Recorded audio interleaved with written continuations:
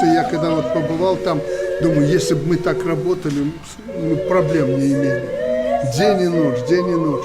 Навошта дробязь браць? Давайте адразу за прыклад ГУЛАГ возьмем. Вось дзе працавалі. Калі ж сур'ёзна, то паводле дадзеных ААН у 2023 годзе ВУП на душу насельніцтва ў КНДР складаў каля $640, а ў Беларусі на 25 год амаль 9,5 тысяч.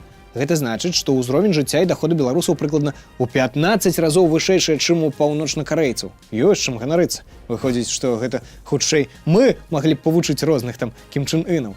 Беларусы вельмі працавіты народ, не пашанцавала толькі з кіраўніком, які нават храм ператварыў у залю для абмеркавання надояў, тёлак і пасеўной. Здесь же объединили, по-моему, 50 лет октября, и был имени Андреева, да? А кормов здесь хватит для 2 комплексов? Достаточно будет. Там есть комплекс для выращивания телочек, и мы туда пристроим еще молочно-товарный блок и с двумя, я понимаю. и получится хороший комплекс.